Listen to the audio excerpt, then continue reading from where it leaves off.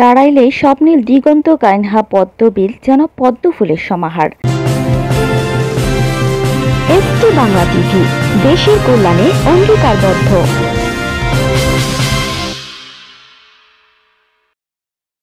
ST Bangla TV, Kishoreganj থেকে তথ্য ও চিত্রের স্টাফ রিপোর্টার হুমায়ুন রশিদ জুয়েল।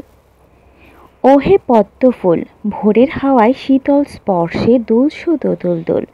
কবিতার এই পংক্তিগুলো পূর্ণতা পায় কেবল কাইনহাবিলে পদ্ম চাদরের বিছানায়।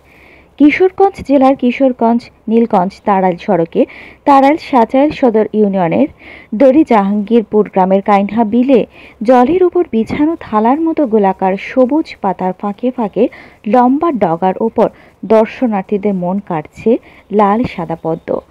অসংখ্য পাপড়ির চমৎকার বিন্যাসে সজ্জিত এক একটি পদ্ম যেমন সুগন্ধি ছড়ায়, তেমনি যে কোনো মানুষের হৃদয় কাড়ে সহজেই।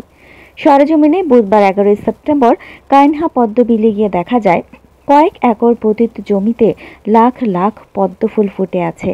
দেখতে আসা দর্শনার্থীরা নিজেদের ইচ্ছামতো ফুল তুলে নিয়ে যাচ্ছেন, আবার কেউ কেউ স্মৃতিটুকু ধরে রাখতে ক্যামেরাবন্দী হচ্ছেন।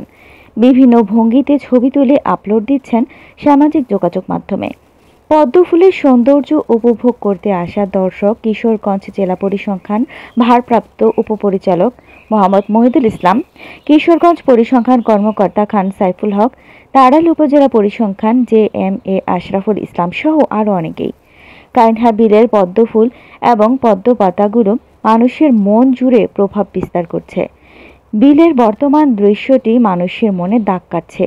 কাছে গিয়ে কাইনহা বিলের পদ্ম ফুল ও তার পাতাগুলো স্পর্শ করলে মনে হয় যেন সৌন্দর্যের লীলাভূমিতে প্রবেশ করেছি, এমনটাই জানিয়েছেন দর্শনার্থীরা।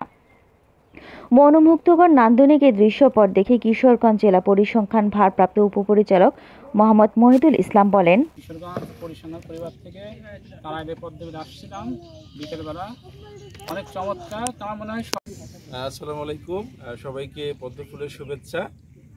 আমরা আসলে খুব বেশি উপভোগ করছি, আশা করছি আপনারা যারা দেখবেন তারাও আসবেন এবং এই জায়গাটা সুন্দরভাবে উপভোগ করবেন, সেই কামনা। ধন্যবাদ। আসসালামু আলাইকুম। Thank you sir.